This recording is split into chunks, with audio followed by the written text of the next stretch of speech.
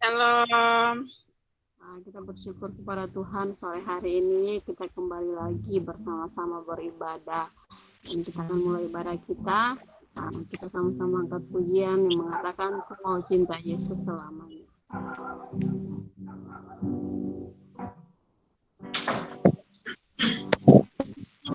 Cinta Yesus selamanya. Ku mau cinta Yesus selamanya. Meskipun ada silih ganti dalam hidupku, ku tetap cinta Yesus. Sekali lagi ku mau cinta Yesus. Ku mau cinta Yesus selamanya. Ku mau cinta Yesus selamanya. Meskipun badai silih berganti dalam hidupku, ku tetap cinta Yesus. Selaya Aba ya Bapa, ya Aba, Bapa, ini aku anakmu, layakkanlah seluruh hidupku. Ya Aba, Bapa, ini aku anakmu, pakailah sesuai dengan rencana. Sama-sama katakan pujian ini dari awal lagi. Ku mau cinta Yesus selamanya. Ku mau cinta Yesus selamanya. Meskipun badai silih berganti dalam hidupku, ku tetap cinta Yesus. Katakan ya Aba ya Bapa, ya Aba, Bapa, ini aku anakmu, layakkanlah seluruh hidupku. Ya Aba, Bapa, ini aku anakmu, pakailah sesuai dengan sekali lagi ya Aba ya Bapa, ya Aba, Bapa, ini aku anakmu, layakkanlah seluruh hidupku.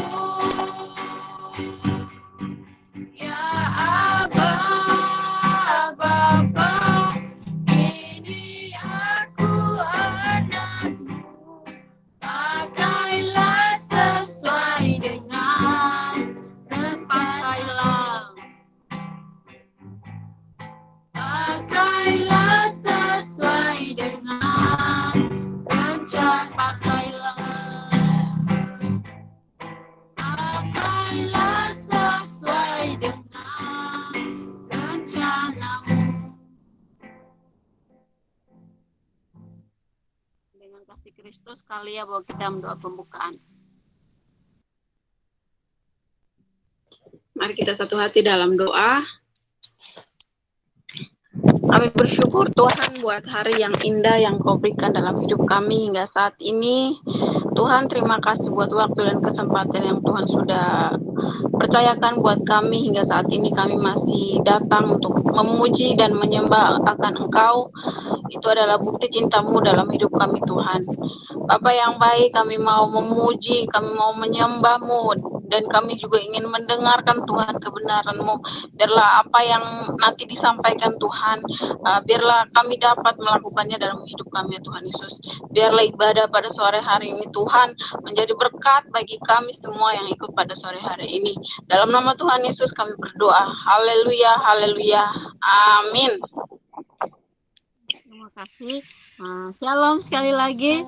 Shalom. Kita sama-sama angkat satu pujian yang mengatakan apa yang tak pernah dilihat mata. Dengan semangat kita katakan pujian ini. Apa yang tak pernah dilihat mata, yang tak pernah didengar telinga, yang tak pernah timbul di dalam hati, semua disediakannya bagi yang mengasihi Dia. Allah sanggup melakukan segala perkara, dulu, sekarang, dan selamanya. Kuasanya tidak berubah. Allah sanggup melakukan segala perkara, dulu, sekarang, dan selamanya. Kuasanya tak berubah. Sekali lagi, apa yang tak dilihat oleh matamu, apa yang tak pernah dilihat mata, yang tak pernah didengar telinga, yang tak pernah timbul di dalam hati, semua disediakannya bagi yang mengasihi Dia. Allah sanggup melakukan segala perkara, dulu, sekarang, dan selamanya. Kuasanya tidak berubah. Allah sanggup melakukan segala perkara, dulu, sekarang, dan selamanya. Kuasanya. Sekali lagi dengan lebih semangat. Apa yang tak dilihat mata, apa yang tak pernah dilihat mata, yang tak pernah didengar telinga, yang tak pernah didengar telinga, yang tak pernah timbul dalam hati, yang tak pernah timbul di dalam hati, semua disediakannya bagi yang mengasihi Dia.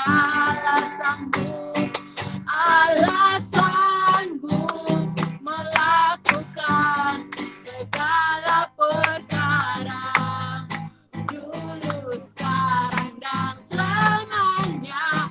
Kuasanya tidak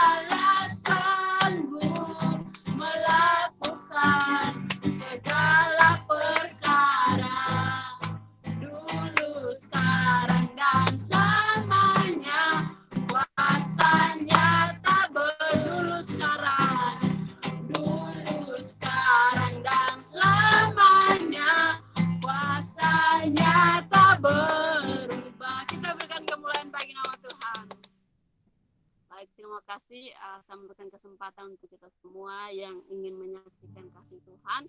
Waktu dan kesempatan saya berikan.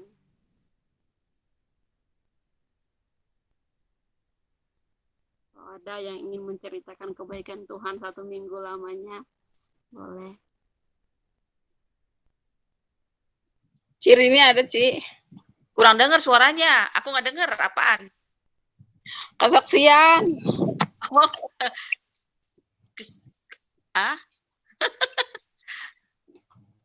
Coba ulang. Saya memberikan kesempatan buat kita semua yang ingin menyaksikan kasih Tuhan, kebaikan Tuhan 1 minggu lamanya. Saya berikan waktu dan kesempatan. Silakan.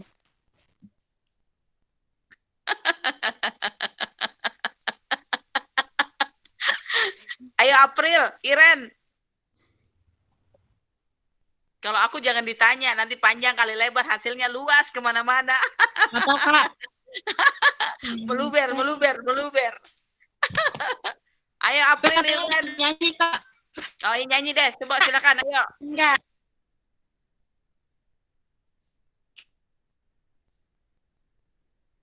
Kirani suaranya bagus. Ayo April sama Iren mau nyanyi. Selamat bergabung Kakak Sandra. Kakak Sandra, selamat bergabung. Ada teman kita yang baru namanya Kakak Sandra. Kakak Sandra apa kabar? Selamat bergabung. Ayo Iren, April, dimulai.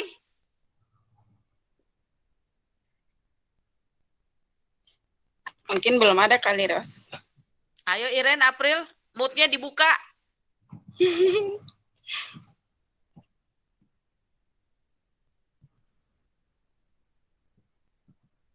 Oke, Ayo kalau nggak ada ya udah.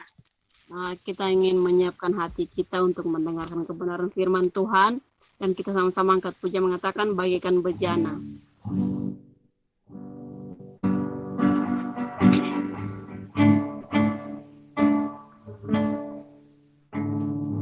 Bagaikan bejana siap dibentuk, demikian hidupku di tanganmu, dengan urapan kuasa-Mu, ku dibaharui selalu. Jadikanku Allah dalam rumah-Mu, inilah hidupku di tangan-Mu, bentuklah seluruh kehendak-Mu, akanlah sesuai rencana seperti-Mu. Ku mau seperti-Mu, Yesus, disempurnakan selalu dalam segenap jalanku, memuliakan nama. Angkat pujian ini dari awal, katakan bagaikan bejana.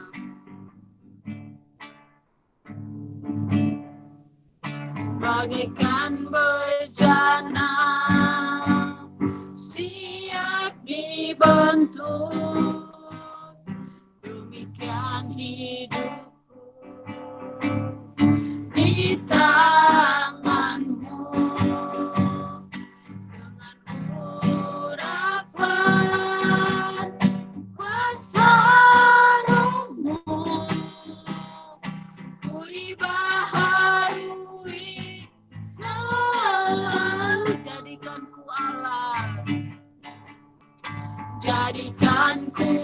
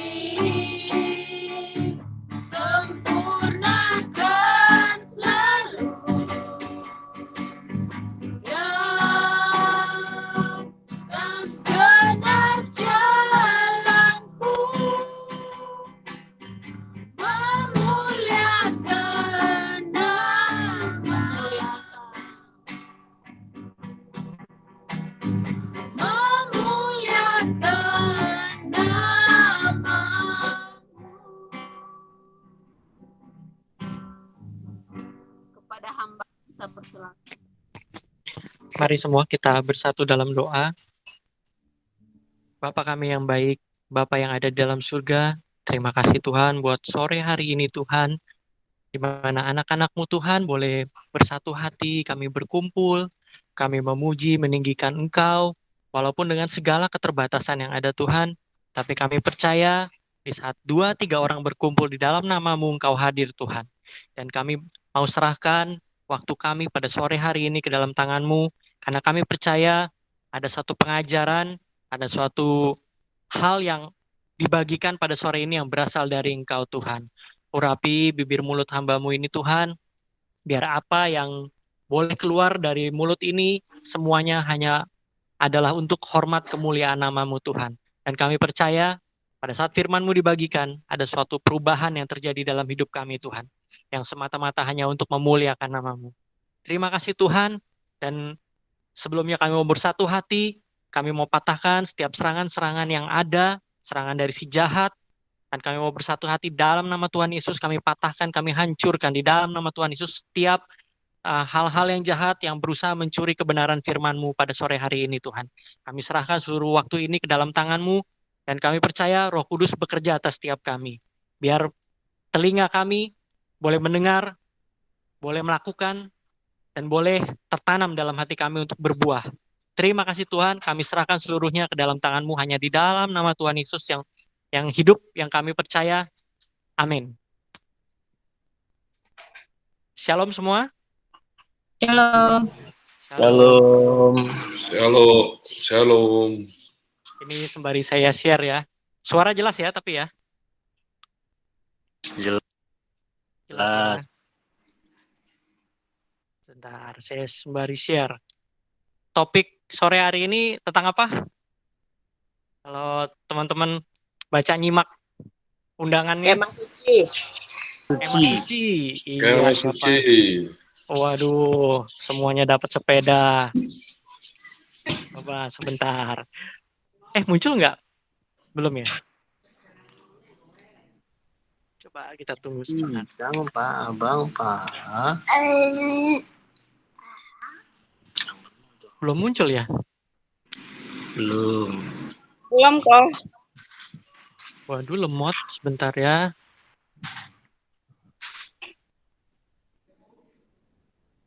Seperti biasa ini komputer yang kadang-kadang suka lemot. Mohon dimaafkan sebentar.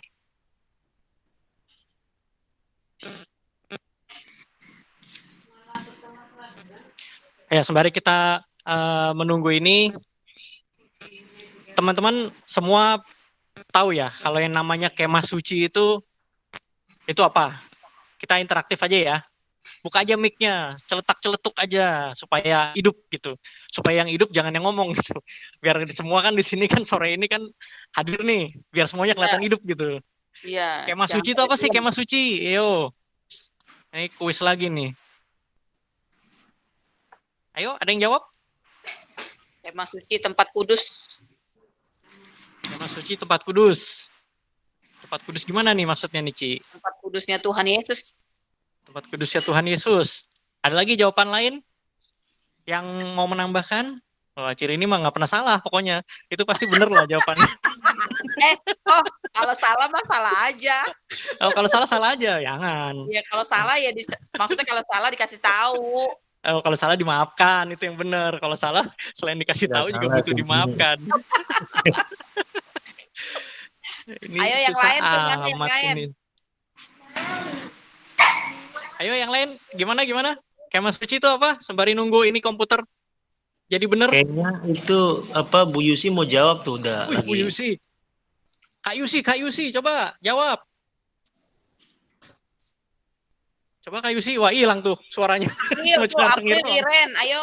Oh ya, April, Liren, boleh. Ayo, Magda, Amanda, tuh, Asael, Dion. Saya sebutin dah tuh atu-atu ya. Iya, absenin aja Ci, udah sebutin dah KRT, udah biarin. Sekeranji juga boleh. Ayo, suaranya. Jangan malu-malu. Kemah suci. Kemah suci itu pernah dikasih tahu kan ya di itu apa namanya di sekolah minggu gitu? Pernah nggak? Lupa kata April, Kak. Kenapa? Udah lupa kata April. Udah lupa, buset dah. Belum juga lama. Iya, udah lama nggak sekolah minggu, jadi lupa dia. Udah setahun lebih ya. Udah setahun lebih nggak sekolah minggu. Aduh, ini kok kagak muncul-muncul ini ya. Biasa nih komputer. Ayo, Iren tahu nggak Iren? Kemah Tempat suci. ibadah bukan? Saya nggak tahu. Tempat apa? Tempat Tempat ibadah. ibadah. Tempat ibadahnya siapa? Kemah suci. Bangsa Ibrani.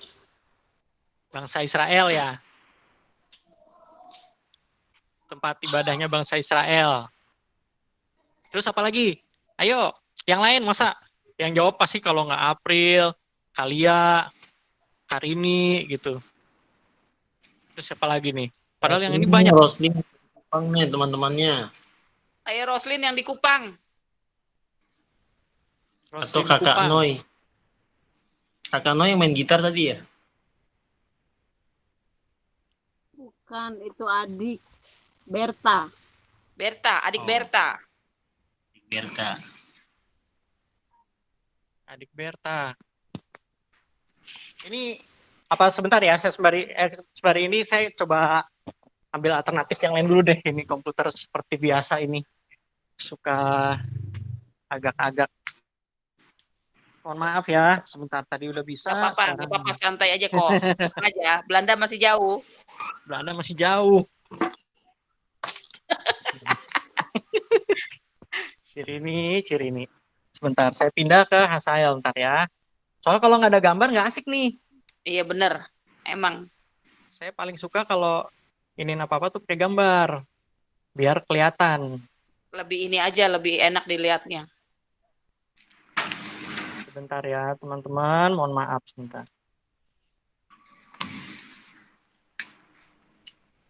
Ayo buat yang muda-muda, jangan diem aja suaranya. Ada nggak? Kenapa? Ambil dulu jawabannya satu-satu.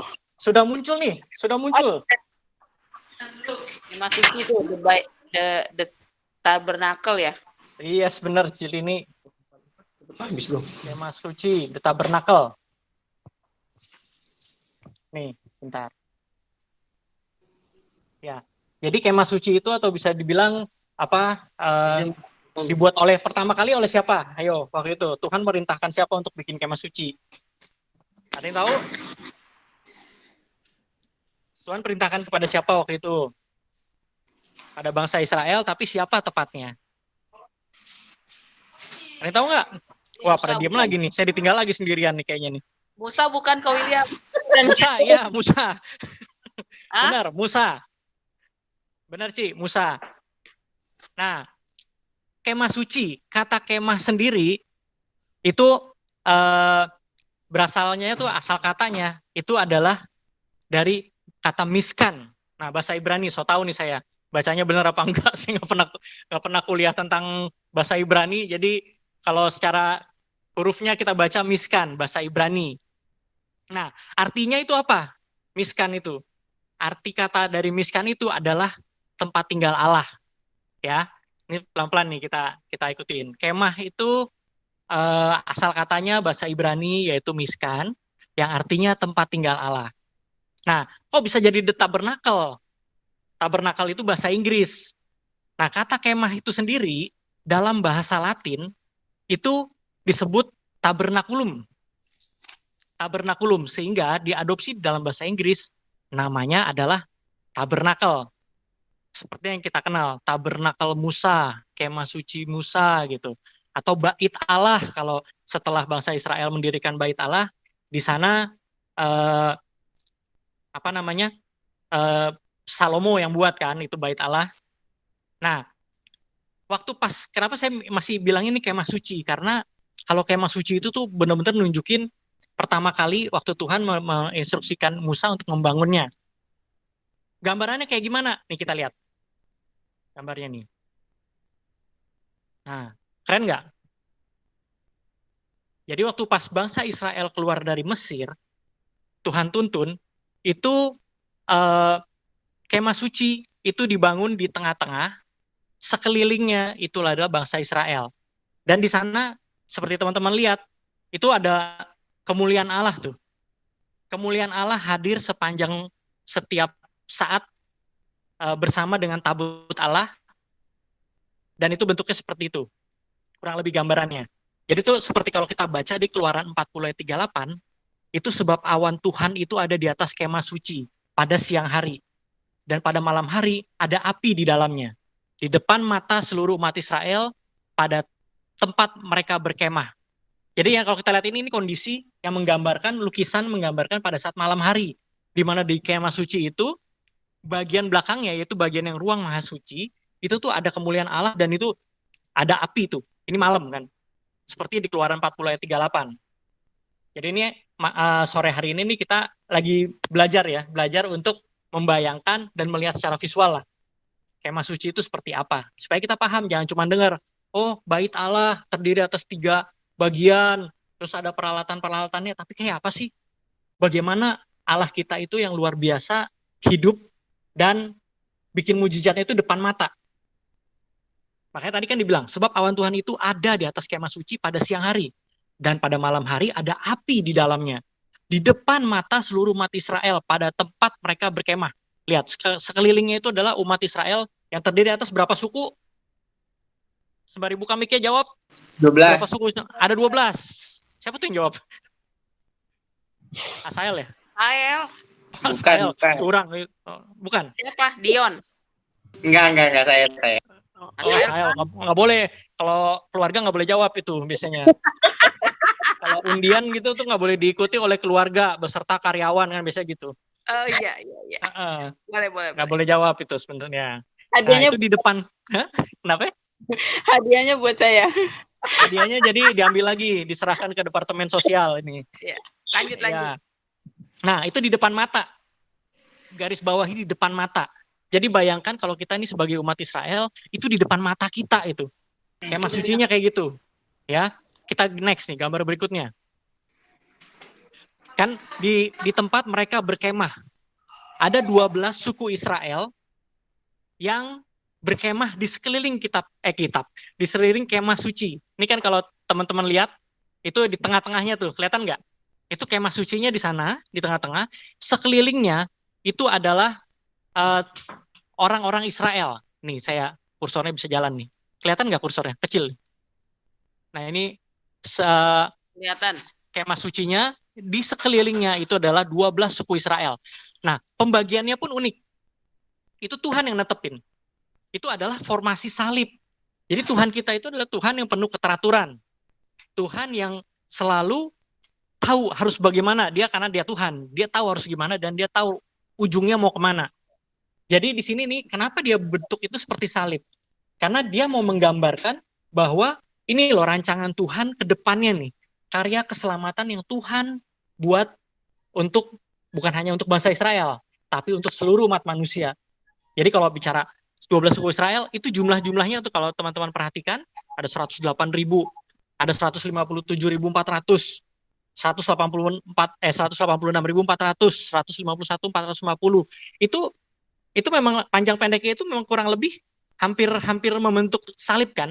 Emang ada yang lebih panjang karena itu yang bagian Naftali, Asyer, dan Dan itu lebih banyak daripada yang Gad, Simeon, dan Ruben. Tapi Tuhan membentuknya itu. Memang dia yang sebelah utara itu ditempati oleh Naftali, Asyer, dan Dan. Sebelah selatan itu kalau teman-teman baca di Bilangan 2 itu diatur sama Tuhan. Sebegitu Tuhan punya keteraturan dan tanpa sadar itu membentuk salib. Jadi di tengah-tengahnya itu adalah kemah suci. Itu bicara karyanya Tuhan, karya keselamatan yang akan Tuhan buat dan sedang Tuhan kerjakan dalam hidup semua umat manusia. Seperti itu. Nah, kita lanjut lagi. Nah, kalau bicara dalamnya kemah suci, ini mungkin agak kekecilan, tapi ntar ada gambar-gambar yang lebih besar. Itu segi empatnya itu yang pinggiran hitamnya itu tuh adalah pagernya. Tendanya, bukan tenda, batas terluar dari kemah suci. Nah, ada yang di luar sana, yang di sini nih, ini adalah halaman. Di sini adalah kemah sucinya yang terdiri atas 2 bagian, yaitu ruang suci dan ruang maha suci. Nah, di sini adalah barang-barang atau perkakas-perkakas yang ada di dalam kemah suci.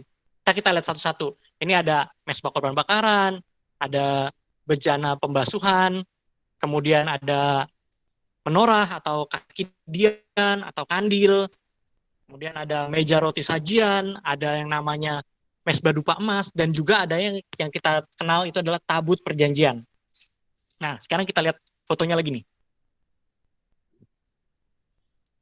Secara real, digambarkannya itu tadi penggambaran, secara real, replikanya itu seperti ini. Ini kalau bicara teman-teman pergi ke Israel, nanti di sana tuh di tengah-tengah padang gurun ada satu tempat namanya Tim Napak, itu dia memberi contoh replika kemah suci yang dibangun di tengah-tengah bangsa Israel pada saat Israel keluar dari Mesir di padang gurun selama 40 tahun. Nah, gambarannya seperti ini. Ya. Dengan pembagiannya itu adalah yang paling kiri itu pintu masuknya. Pintu masuk, kemudian masuk ke dalam pelataran atau halaman, courtyard bahasa Inggrisnya. Terus ada mesbah untuk korban bakaran yang di depan tuh, sama yang bulat itu adalah bejana pembasuhan, dan di dalam tendanya itu bicara ruang kudus dan ruang maha kudus. Ya. Nah, ini kita tur lah. Kita sama-sama masuk nih. Kita sama-sama masuk ke dalam kemah suci tersebut nih. Jadi kalau teman-teman di sekolah minggu pernah diceritain, kali ini kita lihat lah gambarnya kayak apa sih. Nah, begitu kita masuk, ini halaman nih. Ini kita bicara halaman di kemah suci. Di sana ada apa aja? Ada 2 perkakas atau peralatan yang digunakan di kemah suci. Satu adalah mesbah korban bakaran, itu yang kotak gede itu bawahnya tuh bara api itu. Terbuat dari kayu penaga, tembaga lah, pokoknya itulah, bisa dibaca di kitab suci nanti tuh, di kitab Imamat itu ada spesifikasinya, Imamat, Ulangan lah, pokoknya itu ada. Nah, itu gunanya buat apa? Nah, itu buat bakar-bakaran tuh, barbecue tuh kalau istilahnya tuh, buat mesbah korban bakaran. Nah, kita lihat mesbah korban bakaran buat apa? Itu untuk memberikan persembahan korban berupa binatang. Ada yang tahu nggak binatangnya apa aja? Coba dibuka. Binatangnya apa aja? Yo.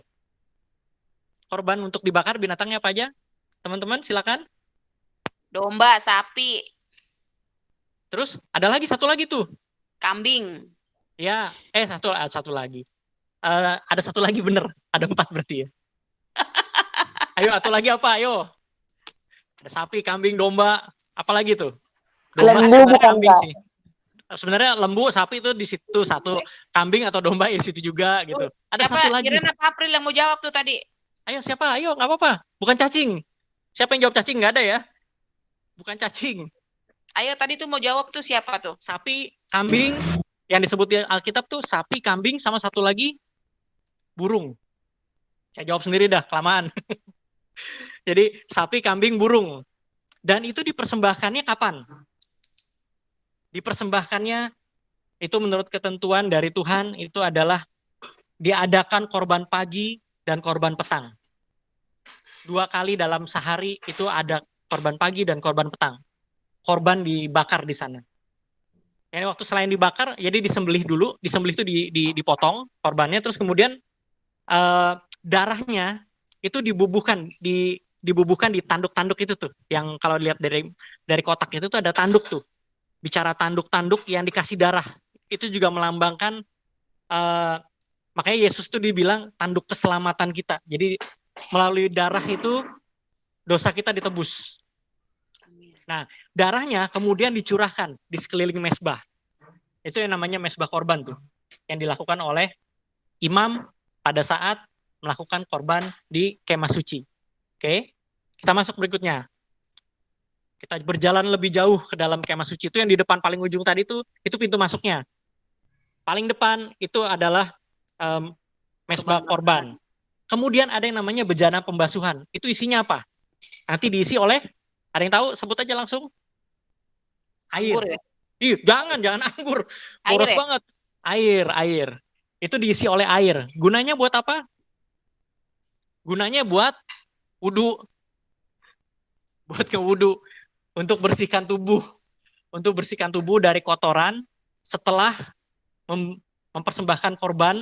Jadi itu cuci tangan, cuci kaki, itu sebelum masuk ke ruang Maha Kudus. suci yang ada di, bukan ruang Maha Kudus, ruang suci, karena itu kan ada tenda berikutnya, ntar tuh itu ruang suci dulu. Ruang suci. Nah, jadi tuh itu nanti diisi air. Nah, itu tempat cedoknya tuh yang di bawah tuh, di bawah kakinya itu tuh ya kayak berupa baskom-baskom itu. Gayung. Ya, seperti kayak gayungnya. Itu mereka akan cuci tangan dan apa namanya? Membersihkan tubuhnya. Kan kotor tadi itu. Semua tuh habis menyembelih korban. Nah, kita masuk ke dalam tendanya tadi. Jadi kalau kita buka tabirnya, masuk ke dalam, inilah yang namanya ruang suci. Di ruang suci ada siapa aja tuh? Kalau kelihatan itu kan cuma penggambaran. Itu ada imam. Imam besar adalah nanti tuh yang pakai baju biru tuh. Yang pakai baju biru, nah yang selebihnya itu adalah imam-imam yang biasa tuh. Nah, di dalam ruang suci itu ada perkakas-perkakas lagi. Perkakasnya itu yang pertama sebelah kiri itu ada namanya menorah. Kemudian sebelah kanan itu namanya meja roti sajian. Meja roti sajian. Nah, di depannya itu tuh yang persis di depan tabir yang membatasi antara ruang suci dengan ruang maha suci itu namanya adalah mesbah dupa. Mesbah dupa. Kita lihat satu-satu ya. Ini namanya ruang kudus atau ruang suci. Kita lihat meja roti sajian. Nah, meja roti sajian ini nih yang tadi di sebelah kanan, kalau kita masuk ke dalam, nah itu sebelah kanan, itu isinya apa tuh di atas itu? Roti. Roti. Jadi Tuhan minta di atas meja roti sajian itu, namanya meja roti sajian, itu dipersembahkan roti. Berjumlah berapa? Berjumlah 12. berapa? 12. Berjumlah 12, itu melambangkan suku-suku Israel yang artinya tuh ini adalah kepunyaannya Tuhan. Dan Tuhan menyediakan gitu, maksudnya memelihara. Karena dia bicara selalu harus menyediakan roti di dalam kemah suci ini nih. Dan 12 suku Israel itu dilambangkan dari roti dan itu dipelihara sama Tuhan. Maksudnya seperti itu. Mungkin kalau dimaknai lebih dalam lagi pasti akan ada banyak, cuman kepanjangan nanti. Cuman ini kita lagi tur dulu ya, kita tur dulu. Jadi ini meja roti sajiannya. Nah, kemudian yang tadi sebelah kiri itu menorah atau kandil. Seperti atau kemudian bukan? Kaki dian. Iya, kaki dian yang kalau 7 jemaat yang ada di kitab Wahyu itu dilambangkan dari itu tuh. Dari 7 nyala apinya itu. Jadi itu sebenarnya itu adalah kayak pelita, cuman dia bercabang 7. Iya. Menorah. Dan menorah ini, kalau teman-teman, nanti kalau sempat saya puterin videonya ya, itu mengenai yang tadi juga, cuman ini kan foto. Ini kan foto. Nah, nanti itu adalah videonya. Jadi ini kandil ini atau kaki dian, ini kan jadi adalah salah satu-satunya lampu yang ada di ruang suci. Ini dibuat dari emas murni, minyaknya itu harus menggunakan minyak zaitun murni. Jadi ini kalau kita masuk, itu kira-kira gelap nggak ruangannya? Ruang suci, pasti gelap dong, karena kan ketutup tirai itu, dua tirai itu. Tirai yang depan, rapet tuh, sama tirai yang dalam, yang membatasi ke ruang maha suci. Dan itu gelap. Menorah ini, atau kaki dian, atau kandil, itu satu-satunya penerang yang ada di dalam ruangan suci tersebut, dan itu harus dijaga nyala apinya sama imam. Itu kalau teman-teman baca di kitab imamat dan ulangan tuh pasti ada. Itu harus dijaga, bertugas imam bertugas untuk memelihara nyala apinya. Tidak boleh minyak zaitunnya itu berkurang. Karena minyak zaitun itu yang jadi bahan bakarnya. Dan dia adalah penerang di sana satu-satunya. Kemudian kita lihat lagi masuk menuju ruang maha suci ini. Depannya sebelum masuk ruang maha suci itu ada namanya mesbah dupa emas. Mesbah dupa emas ini juga ada yang namanya tanduk. Tanduk dan terbuat dari emas juga nih semua perkakas di sini terbuat dari emas. Bedanya ada yang emas murni, ada yang kayu penaga dilapis dengan emas. Yang emas murni itu ada 2. Yang satu adalah si menorah tadi. Yang kedua itu adalah nanti kita masuk ke dalam itu ada di tabut perjanjian itu di malaikat yang ada 2 di atas tabut perjanjian itu dari emas murni. Yang lainnya semua dilapis emas nih. Nah ini juga mesbah dupa emas ini itu seperti kayak bakaran, tapi gunanya adalah untuk dupa. Jadi ditaburi wewangian itu dibakar di sana kayak kemenyan lah gitu ya. Itu sehingga memberikan wangi harum untuk seluruh ruangan itu sampai ke ruangan Maha Suci nanti. Dan imam harus menjaga sepanjang hari supaya tetap ada bau harum di sana. Itu kita lihat nanti ya. Jadi mesbah dupa emas adalah untuk memberi wangi-wangian. Nah, di sana ada 4 tanduk juga sama seperti yang korban bakaran yang di depan. Mesbah korban bakaran. Di sana juga nanti di tanduk-tanduk itu diolesi darah korban yang dipersembahkan ke Tuhan itu. Oke. Nah, sekarang kita masuk ke dalam tabir yang ruang Maha Suci. Itu kalau itu masuk ke dalam adalah ini. Isinya hanya tabut perjanjian. Jadi yang masuk ke sini itu yang sering kita dengar bahwa imam besar yang hanya boleh sekali setahun masuk ke dalam ruangan Maha Suci ini, dan dia harus menguduskan dirinya dulu, dan kemudian diikat dan pakai giring-giring, ada bel, supaya kalau dia jalan bunyi ketahuan dia masih hidup. Karena kalau dia ada dosa, otomatis dia langsung mati. Kenapa? Karena kemuliaan Tuhan ada di sini. Karena yang kalau istilahnya itu Shekinah glory, kabot itu ada di sini, ada di ruangan ini, ada bertahta di atas tabut perjanjian ini, itu adalah Tuhan sendiri. Tuhan bertahta di sana. Nah, makanya Tuhan itu kudus. Kalau ada yang ketidakkudusan masuk ke dalam ruangan itu, maka akan mati seketika. Makanya kenapa imam besar jaga-jaga, dia diikat pakai tali, supaya kalau dia mati seketika, belnya udah nggak bunyi lagi, itu ditarik. Talinya ditarik supaya mayatnya bisa ditarik keluar. Karena kalau dia mati di dalam dan orang mau ngambil yang udah jelas-jelas nggak kudus, mati lagi, bisa penuh itu ruangan sama orang mati gitu. Makanya kenapa maknanya di sini adalah kekudusan tidak bisa bercampur dengan dosa.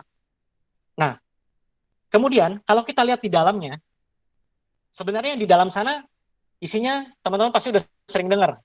Di dalam tabut perjanjian yang di kotak itu tuh isinya ada 3 macam. Pertama adalah 2 loh batu berisi 10 perintah Allah.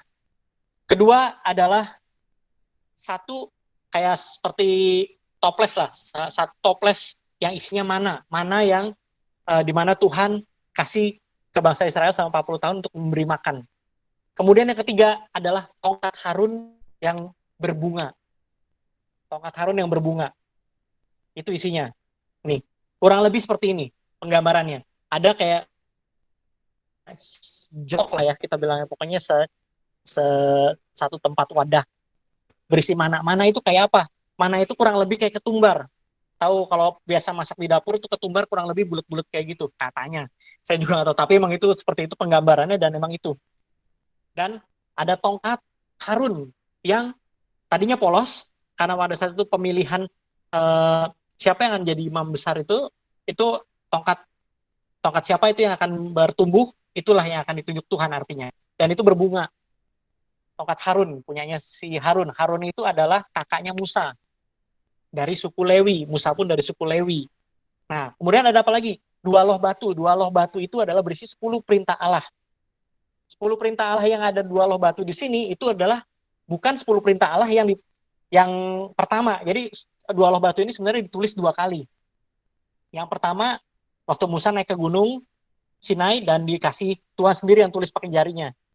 Nah, kemudian dikasih ke Musa, pas turun gunung, Musa ternyata umat Israel nyembah patung lembu emas. Sama Musa emosi, dia ngamuk, dia pecahin loh batu itu.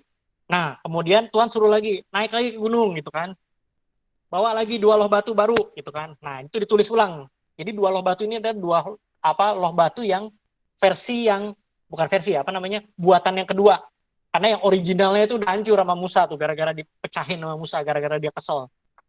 Nah, tapi kita yang mau dimaknakan di sini adalah tabut perjanjian itu kalau kenapa dibentuknya kayak gini? Tabut perjanjian itu kenapa imam imam besar harus masuk ke dalam sana untuk melakukan apa sih? Pertama ya untuk pertama memuji menyembah Tuhan, bertemu dengan Tuhan, menerima instruksi Tuhan juga. Dan di sana dia harus melakukan pendamaian antara umat Israel dengan Tuhan. Jadi yang dilakukan apa? Kayak yang tadi tuh, dia akan memercikan darah di atas tabut perjanjian itu. Dia akan percikan darah di sana. Supaya apa? Supaya Tuhan senang dan Tuhan mengampuni lah, intinya gitulah. Seperti itu. Nah, kalau makna secara rohaninya itu sebenarnya ada seperti ini. Pada saat ada darah yang sebagai korban pendamaian yang dipercikan di atas tabut perjanjian itu isinya apa? 2 loh batu tadi kan, ada 10 perintah Allah. Konsekuensi dari ketidakkudusan adalah dosa. Yang artinya apa? Mati. Yang artinya mati secara fisik, mati secara rohani. Artinya kekudusan tidak dapat bercampur dengan dosa. Pada saat ada darah di atas tabut perjanjian, kenapa ada tutupnya? Kenapa nggak langsung terbuka? Ya karena itu. Karena ini adalah sebagai ibarat ini pengantara. Dengan adanya darah, maka Tuhan itu ada bersemayam di atas takhta itu, di atas tabut perjanjian. Dia tidak melihat lagi ke dalam 10 perintah Allah itu. Dengan kata lain apa? Dia mengampuni. Melalui ada pemercikan darah di atas tabut perjanjian, maka Tuhan atau Allah Bapa tidak melihat lagi ke 10 hukum yang membuat manusia berdosa dan terpisah dari Allah untuk selama-lamanya. Makanya dilakukan darah sehingga Tuhan melakukan pendamaian. Dia tidak lagi melihat ke dalam 10 perintah Allah yang harusnya mutlak. Darah di sini melambangkan juga Tuhan Yesus yang mencurahkan darahnya sehingga kita ditebus dosanya.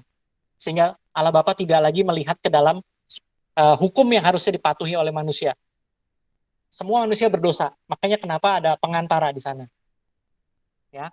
Nah, kemudian ini kita masuk ke dalam yang tadi kan sebenarnya itu adalah pembagian suku-suku gitu kan, yang secara jelas akhirnya membentuk salib, karya keselamatan. Sebenarnya karya Tuhan terhadap manusia itu sebenarnya cuma satu.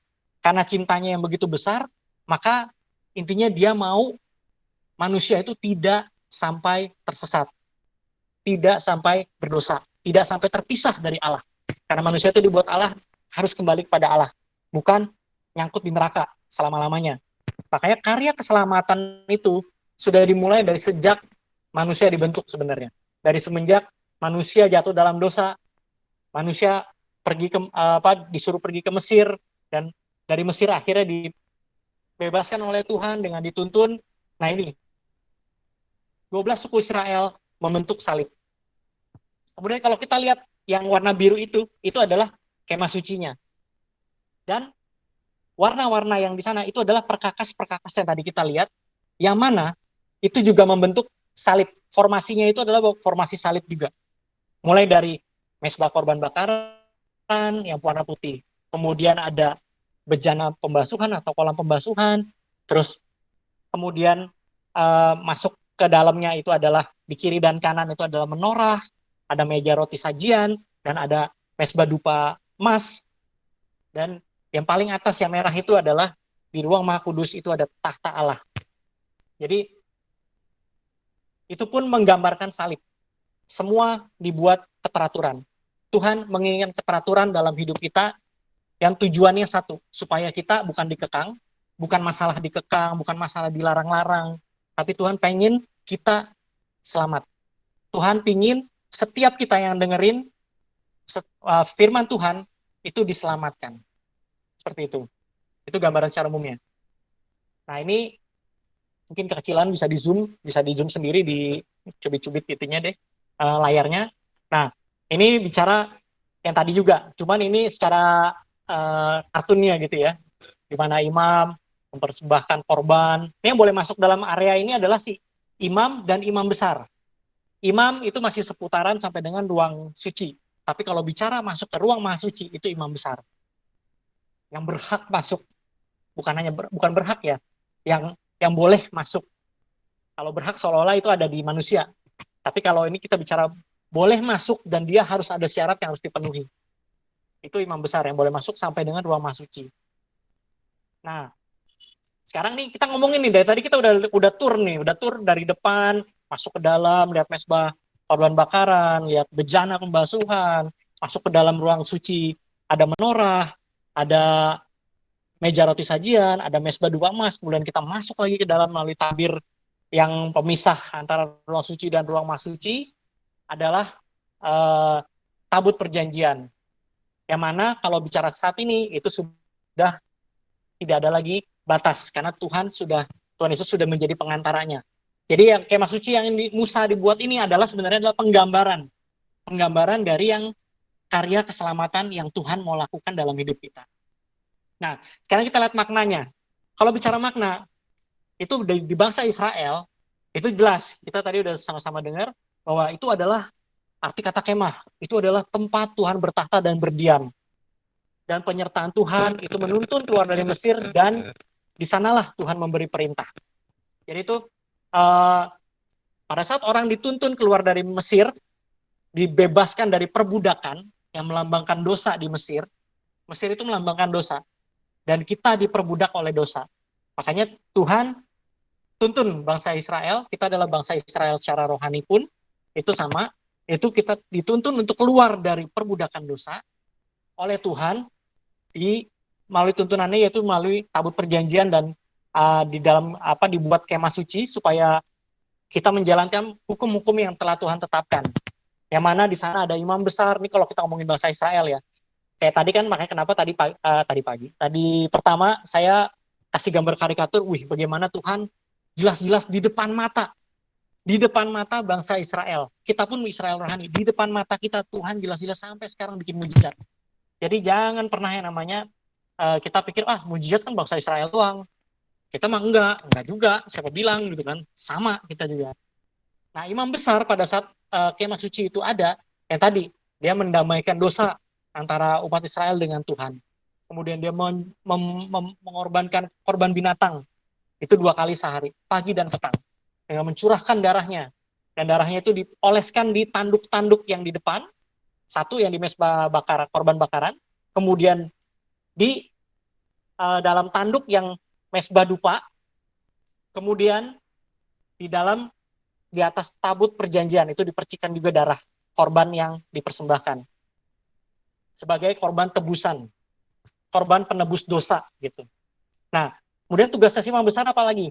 Menjaga nyala api menorah, kandil, kakidian, karena dia adalah satu-satunya penerang di dalam ruangan suci tadi. Kalau di ruangan suci gelap dong Kak? Enggak lah. Justru karena ada kemuliaan Tuhan di sana, itu terang di sana, dan terang Tuhan itu ya yang membuat karena berdasarkan dari kekudusan, ya Tuhan itu terangnya lebih terang dari matahari gitu kan. Nah, kekudusan yang dari Tuhan, sehingga pada saat ada dosa itu pasti kemuliaan Tuhan itu akan menerpa orang tersebut dan dia bisa mati seketika tadi makanya. Nah, kalau di ruang suci, tapi kalau di ruang suci itu cahayanya cuma dari menorah. Makanya perlu dia imam besar itu menjaga nyala api menorah. Kemudian satu lagi tugasnya dia, yang selain yang tadi mempersembahkan roti, itu dia juga memberi wewangian. Harus menjaga wewangian di ruangan tersebut, di 2 ruangan tersebut tuh. Maka ditaruhnya di depan antara ruang suci dan ruang mahsuci dan ruang suci. Jadi itu memastikan bahwa setiap saat ya, bukan hanya waktu-waktu tertentu, tapi setiap saat ruangan tersebut dipenuhi wewangian. Karena apa? Di luar sana, di pelataran tadi, itu adalah baunya tuh amis, baunya tuh anyir katanya. Karena bau darah kan. Karena di sana bau darah, korban dicurahkan darahnya, daging dipotong, semua isi perut keluar. Itu pasti baunya udah kayak pasar banget lah gitu intinya. Kayak tempat jagal gitu. Makanya waktu pas masuk ke dalam ruang suci, itu ada wewangian. Dan wanginya nuansanya pasti berbeda gitu ya. Nah, itu makna pertama bagi bangsa Israel. Yang kedua, maknanya itu bagi Tuhan Yesus. Kenapa tuh maknanya buat Tuhan Yesus? Tuhan Yesus. Jadi kita lihat kedua adalah makna bagi Tuhan Yesus itu adalah dia adalah penggenapan. Kemah suci itu adalah penggenapan dari karya keselamatan yang Allah Bapa berikan buat manusia.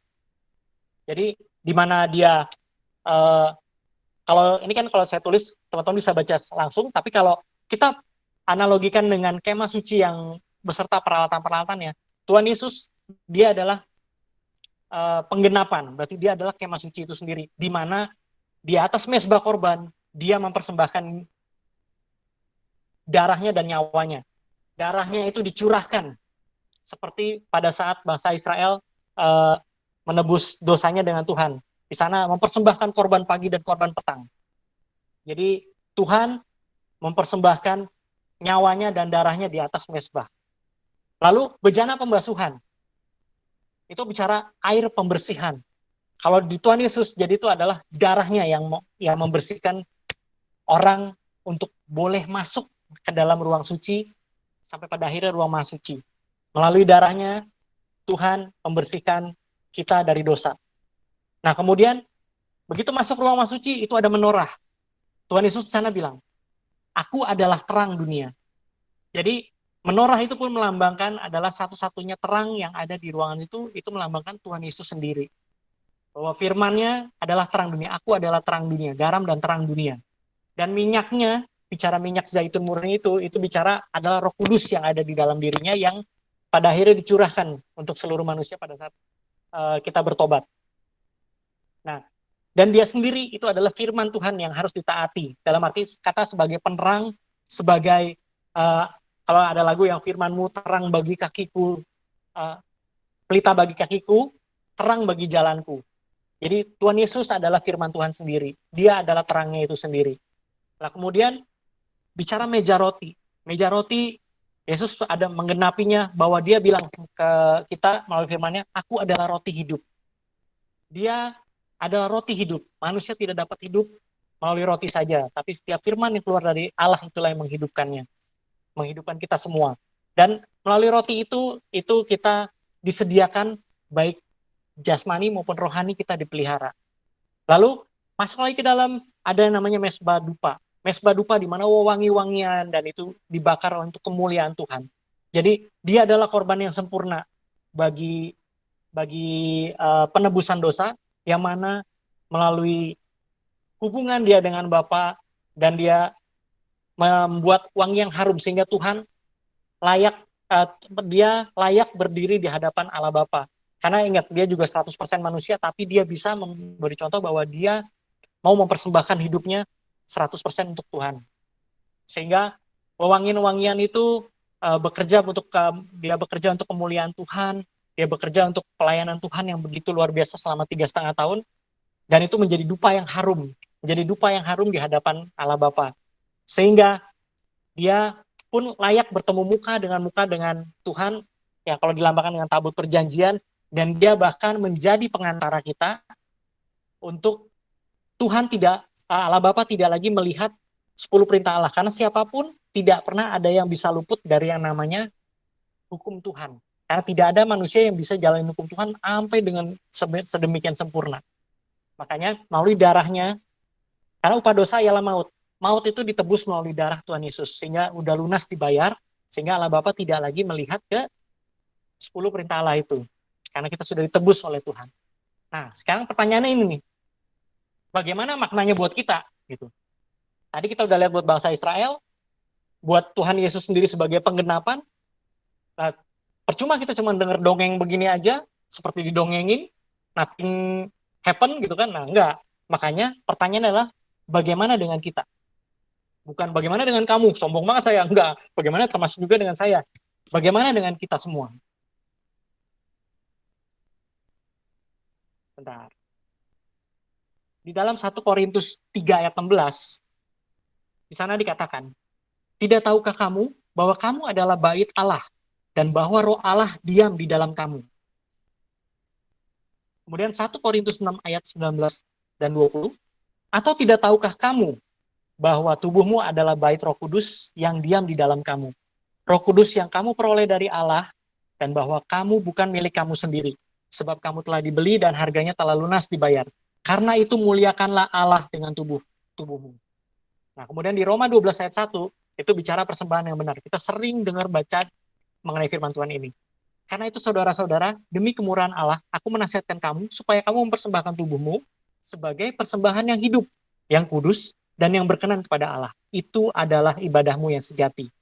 Jadi teman-teman, kalau kita ngomong kemah suci, tadi kita udah baca firman Tuhan, bahwa kemah suci adalah kita sendiri, tubuh ini. Dan kita disuruh pelihara tubuh ini untuk menjadi suatu persembahan yang kudus berkenan pada Allah. Apalagi kita masih pada muda. Jadi, kalau kita ibaratkan dengan kemah suci ini, sekeliling kita ini adalah pagernya itu adalah tubuh kita nih. Kita bicara tubuh kita yang lagi kita hidupi sekarang. Pertama, ambil keputusan untuk ikut Tuhan semenjak kita masih muda dengan setia. Itu dilambangkan dengan pintu masuk kemah suci. Makanya kita harus jaga kehidupan rohani kita dengan Tuhan. Kita harus berhubungan intim dengan Tuhan. Caranya gimana? Yang kedua, setiap pagi dan petang pastikan kita mempersembahkan korban. Mempersembahkan korban buat Tuhan di atas mezbah korban. Hidup kita bawa, kita persembahkan sebagai persembahan yang hidup, yang kudus, dan yang berkenan kepada Tuhan. Setiap pagi, memulai hari, kita bertemu dengan Tuhan. Kemudian, korban petang, sebelum tidur, mengakhiri hari, kita akhiri juga dengan Tuhan.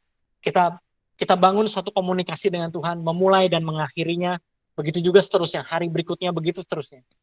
Dan kita mempersembahkan seluruh kedagingan kita di hadapan Tuhan sepanjang hari, supaya Tuhan bantu kita untuk kudus dan berkenan yang hidup untuk Tuhan. Baik hidup dan matinya kita itu untuk Tuhan. Itu di mezbah korban. Kita bakar semua kedagingan kita. Kemudian, bersihkan dirimu setiap kali menghadap Tuhan. Makanya kenapa setiap kali kita perlu berdoa, kita minta ampun sama Tuhan, kita introspeksi diri kita. Kalau setiap kali kita berbuat dosa, karena manusia tidak ada yang pernah luput dari namanya dosa, sehingga kita harus setiap kali berbuat dosa, Roh Kudus pasti akan tegur dan kita harus langsung minta ampun. Itulah makna dari bejana pembasuhan. Kita harus selalu membersihkan diri kita setiap saat. Kita akui dan bertobat di hadapan Tuhan.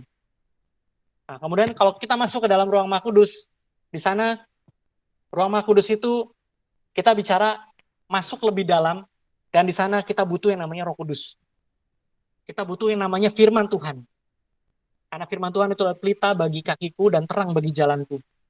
Dan di sana, seperti tadi minyak zaitun, kita butuh Roh Kudus yang menuntun hidup kita, sehingga menerangi hidup kita, sehingga kita tidak tersesat dalam hidup ini, dan apapun yang kita lakukan, berkenan di hadapan Tuhan. Dan kemudian, kita bicara meja roti sajian. Di saat semua itu kita sudah lakukan, maka kita akan bisa menikmati janji pemeliharaan Tuhan. Di mana roti yang disediakan itu tuh artinya adalah pemeliharaan Tuhan dalam hidup kita. Dan kita akan selalu menikmati hubungan yang terpenuhi baik jasmani maupun rohani. Ya. Terus kemudian kita bicara mezbah dupa emas.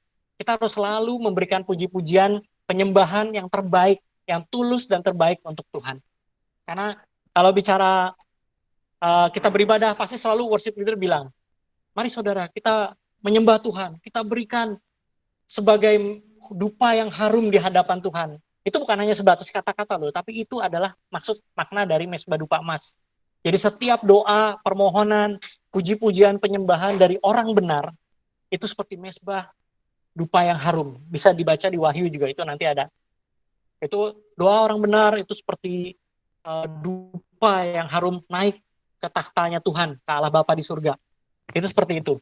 Nah, terus kemudian masuk lagi lebih dalam, di mana sekarang sudah tidak ada lagi batas, di mana pada saat Tuhan Yesus wafat, itu tirai terbelah dua, sehingga Tuhan Yesus yang sudah menjadi pengantara, tidak ada lagi pemisah antara ruang suci dan ruang maha suci, karena kita semua sudah dilayakkan, kita semua sudah dibenarkan di hadapan Tuhan, sehingga kita layak menghadap tahta kasih karunia Allah.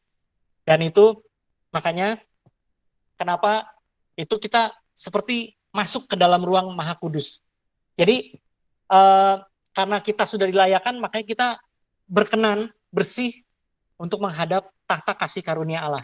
Sama satu lagi teman-teman, kemah suci ini melambangkan hidup kita. Artinya apa?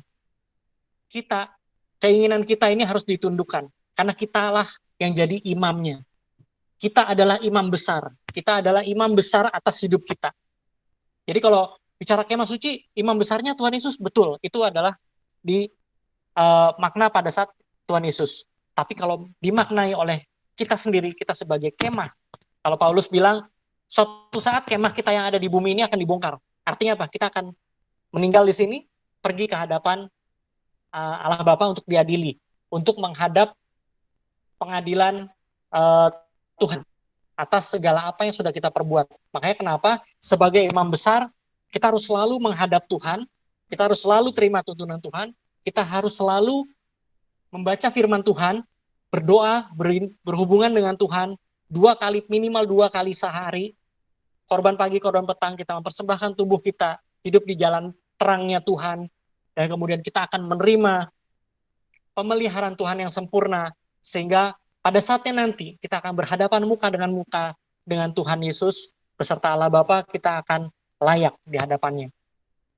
Oleh sebab itu, makanya nih kenapa saya perlu gambar gitu, maksudnya perlu gambar supaya kita bisa sama-sama melihat bahwa betapa Tuhan itu tuh sungguh luar biasa. Dia tidak bisa digambarkan dengan kata-kata, dan kalau merenungkan ini, bagaimana firman Tuhan itu saking nyambungnya luar biasa, saking dia menggambarkan sesuatu dengan sempurna, dan bukan hanya sebatas kayak kita nonton film di bioskop gitu, wah gila, jalur ceritanya bagus ya, nggak sebatas sampai situ.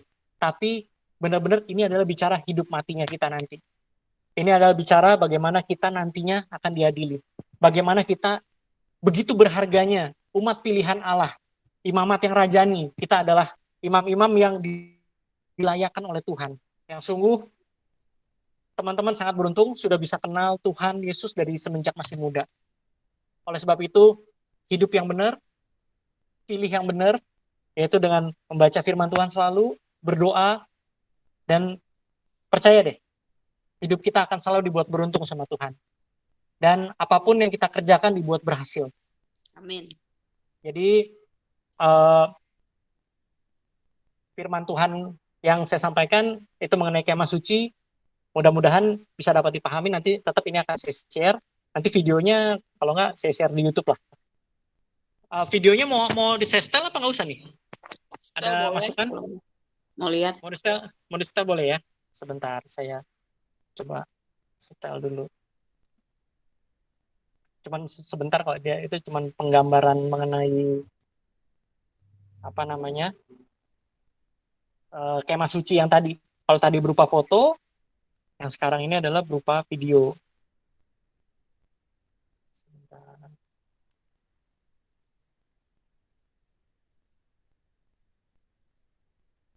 Ini topik pada sore hari ini adalah biar lambat asal selamat, karena ini lambat banget beneran.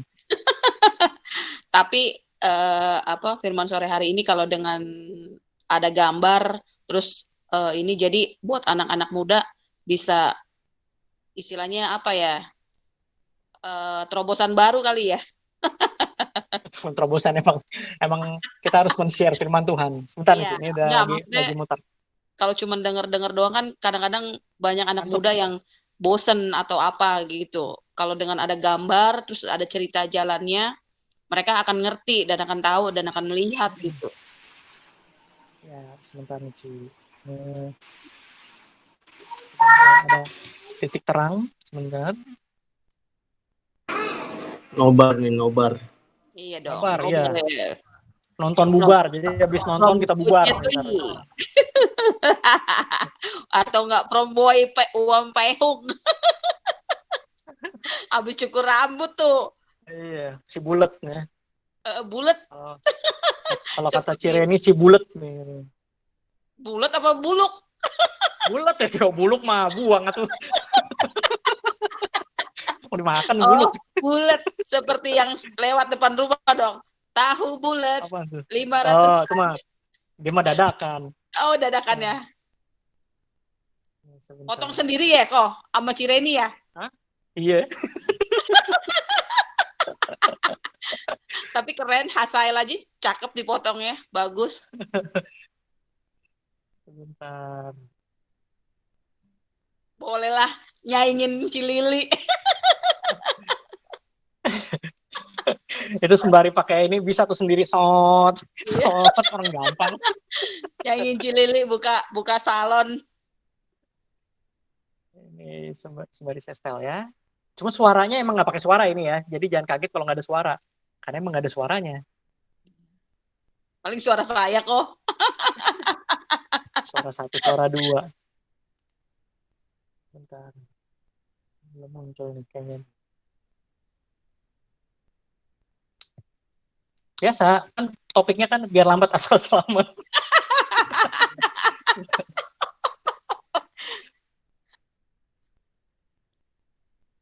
Apa? Aduh.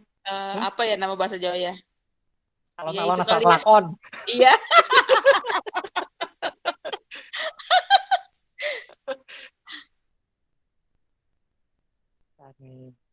Ya, malum lah. Nyambungin interkomsel nih langsung nih. Oh iya, udah amat.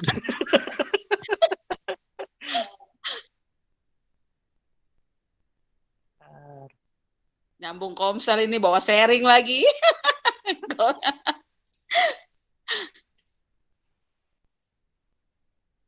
Yang bos sharing siapa? Hari ini biar lama tapi tidak membosankan kok. Tenang aja. Itu siapa tuh? Oh, Kak Umi. Kak Umi kenapa ditutup videonya?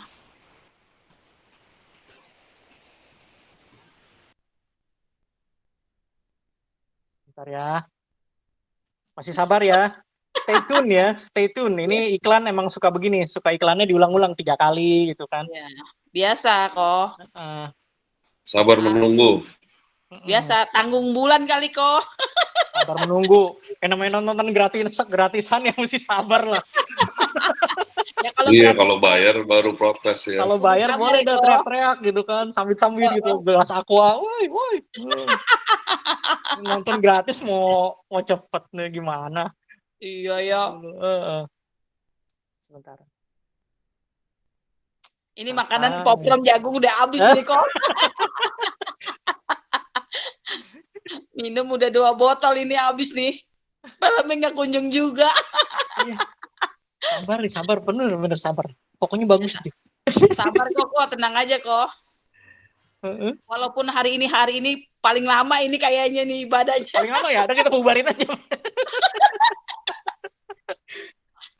Tapi percaya deh kok, nggak bosen beneran, nggak jemu, nggak bosen. Karena tadi udah firman Tuhannya bagus. Aduh, jangan diambil semua kemuliaan Tuhannya, jangan diambil.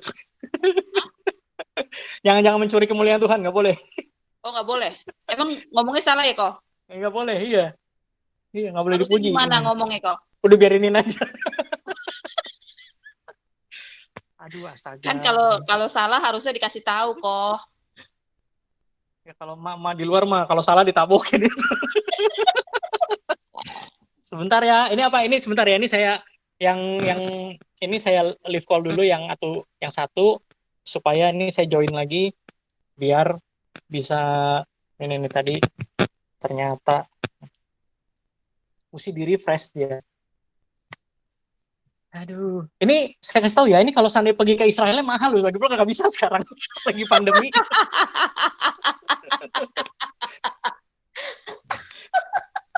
Lagi pandemi, nggak boleh kemana-mana. Bersyukur ya hari ini. Hah? Kita tur gratis hari ini. Iya, kita tur ke Israel nih. Kita udah tur. Tur online. Iya. Online. Puji Tuhan. Kalau apa turu itu apa bahasa Jawa apa bahasa bobo? Oh, turu bobo. Nah itu tidur. Lama-lama jadi turu ini nih. Semu bobo. Oh, semu ya. Bentar, udah mulai bisa.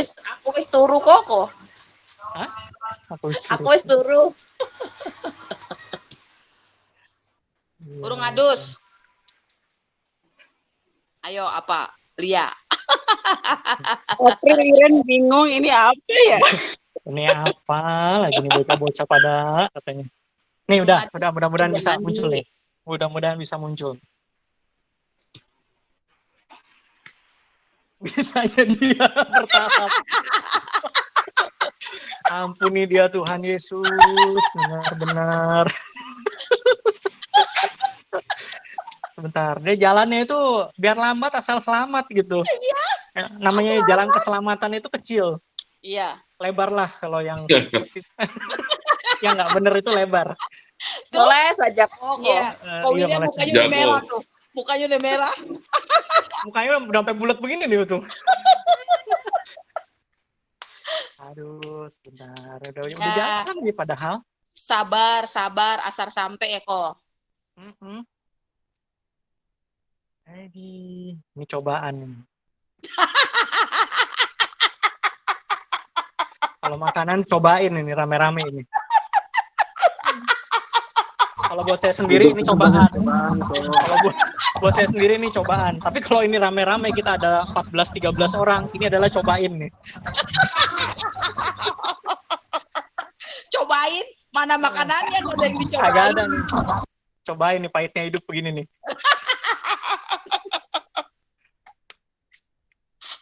Jangan maunya manisnya aja ya kok. Iya. Ini namanya cobain sabar. Sabar kok Lia, sabar. Pelan-pelan asal nyampe. Itu kok Lia lama-lama ntar OC dah. Ini duduk udah nggak betah ini. Goyang-goyang terus ini. Mau nyonyau. Aduh. Tuh lagi naik bis kayaknya tuh. Goyang-goyang bisnya. Jenggotan gini nih. Ntar apa kalau ngantar saya share aja kali ya. Saya share di grup aja ya. Daripada ntar nanti secara virtual. Share di WA kok. Share di WA. Nanti saya share di WA. Share di WA aja kok. Akhirnya tidak bisa juga. Ini saya doa tutup. Saya berdoa untuk selesai firman. Dia muncul. Ya udah biarin aja. Dia muncul lah gitu kan. Hari semua kita bersatu hati dalam doa setelah mendengarkan firman Tuhan. Tuhan Allah Bapa yang baik, terima kasih Tuhan buat sore hari ini, di mana kami boleh mendengarkan apa yang mungkin kebetulan Tuhan kami mendengarkan sesuatu mengenai kemah suci Tuhan. Tapi kami percaya itu bukan suatu kebetulan Tuhan, karena di saat Engkau berkarya pada sore hari ini ada satu something yang spesial Tuhan, yang menjamah setiap hati kami Tuhan. Melalui kami boleh disadarkan bahwa betapa hidup kami ini adalah suatu hal yang berharga Tuhan di hadapan-Mu Tuhan. Karena Engkau begitu rupa menyiapkan karya keselamatan dari semenjak kami diciptakan Tuhan. Karena Engkau tahu manusia pada saat diciptakan, dia jatuh dalam dosa, dia tidak akan pernah bisa bersatu kembali dengan Engkau Tuhan. Karenanya Engkau menyiapkan karya keselamatan yang begitu rupa, yang begitu indah kami boleh terima Tuhan. Tuhan, biar hidup kami ini atau kemah kami ini Tuhan, itu menjadi suatu hal yang berkenan di mata-Mu Tuhan. Menjadi suatu ukuran-ukuran yang sesuai dengan kehendak-Mu Tuhan. Karena kami percaya hidup kami adalah hidup yang indah Tuhan. Di mana kami boleh diciptakan oleh Engkau, kami boleh hidup bersama Engkau, dan kami akan kembali bersama Engkau di suatu saat nanti Tuhan. Terima kasih Tuhan, Kau sungguh luar biasa. Dan kami serahkan seluruh kehidupan kami ke dalam tangan-Mu Tuhan. Dan boleh kiranya melalui firman pada hari ini, hidup kami boleh diubahkan. Dan kami siap untuk menjadi satu hal yang layak di hadapan-Mu Tuhan. Bukan hanya mencari jiwa-jiwa Tuhan, tujuan hidup kami Tuhan. Karena pada saat kami mencari jiwa-jiwa kami hanya jadi calo Tuhan. Tapi kami ingin hidup kami yang layak terlebih dahulu di hadapan-Mu. Sehingga melalui buah kehidupan kami, jiwa-jiwa itu pun boleh ikut tertarik dan diselamatkan untuk mengenal Engkau Tuhan. Terima kasih Tuhan, terima kasih untuk sore hari yang indah ini Tuhan. Terus Tuhan ajar kami melalui Roh Kudus-Mu Tuhan. Karena kami percaya pada saat ini kami sudah diberikan Roh Kudus yang ada di dalam hati kami. Biar kiranya Engkau yang bertahta, meraja di dalam tabut perjanjian yang boleh kami simpan di dalam hati kami Tuhan. Terima kasih Tuhan, terima kasih. Kami serahkan semuanya ke dalam tangan-Mu Tuhan. Dan kami mau terus belajar firman-Mu. Kami mau terus hidup seturut kehendak-Mu. Hanya di dalam nama Tuhan Yesus kami berdoa dan mengucap syukur. Mari sama-sama kita katakan, amin. Oke, puji Tuhan. Yang pada sore hari ini diberkati oleh firman Tuhan, boleh senyum? Tunjukkan senyumnya yang manis. Oke, puji Tuhan, kita semua diberkati. Pertama-tama kami mengucapkan terima kasih banyak, sebanyak-banyaknya kepada Ko William yang hari ini sudah menyampaikan firman Tuhan dan membawa kita tur bisa menikmati dan mengerti tentang kemah suci itu apa. Biarlah hikmat dan kebijaksanaan Tuhan tetap memberkati Ko William dan keluarganya diberkati. Nah, pengumuman yang kedua, mungkin kita boleh sapa teman kita, ada yang baru gabung, ada Sandra. Selamat bergabung. Sandra, apa kabar? Selamat bergabung ya. Kalau Sandra, kita bisa sama-sama lagi beribadah ya. Tuhan Yesus memberkati.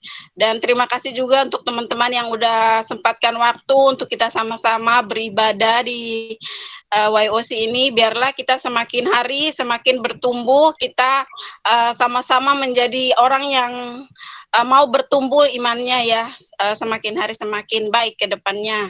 Kita menjadi anak muda yang berdampak bagi keluarga kita, teman-teman kita, bahkan bagi bangsa dan negara kita. Nah, pengumuman yang ketiga, minggu depan kita masih ibadah secara online ya, hari Sabtu jam 5, nanti linknya akan dibagikan. Nah, pengumuman untuk teman-teman yang kalau misalkan kurang mengerti tentang apa yang sudah disampaikan tadi, mungkin bisa nonton di YouTube kita ya, nanti akan dibagikan oleh Ko Hasael. Boleh di like, di subscribe, atau bisa dibagikan juga ya, biar bisa banyak orang. Subscribe itu gratis gitu. Tidak dipungut bayaran.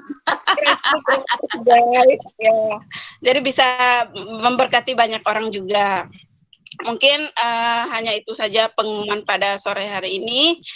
Kita akan berdoa, doa syafaat yang akan dipimpin oleh Kak Tasya.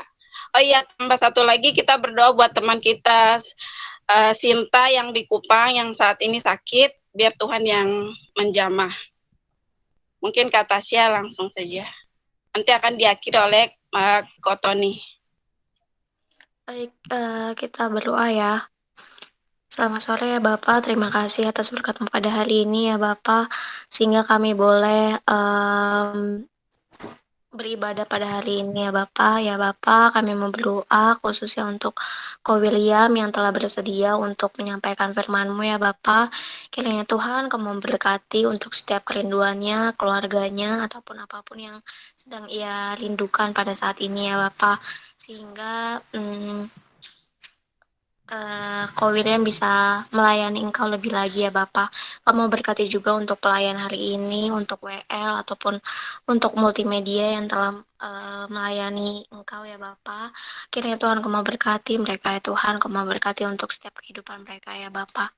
Dan juga Tuhan, kami mau berdoa untuk teman-teman yang pada hari ini yang mungkin belum bisa hadir ya Bapak. Kiranya Tuhan Kamu berkati mereka sehingga minggu depan mereka bisa dapat ikut dalam ibadah pada sore hari ini ya Bapak. Ya Bapak, sebentar kami akan menerima berkat-Mu. Kiranya Tuhan Kamu memberkati kami. Mari kita mengangkat kedua tangan kita di tempat kita masing-masing. Dan hari ini terimalah berkat yang baru dari Bapa di surga. Terimalah kasih yang sempurna dari Tuhan kita Yesus Kristus, dan juga penyertaan dari Allah Roh Kudus menyertai hidup kita mulai hari ini bahkan sampai selama-lamanya, sampai Tuhan Yesus datang kedua kali. Haleluya. Amin. Makasih yang melayani Tuhan dan William, luar biasa. Terima kasih semuanya. Berkati. Selamat bergabung Sandra.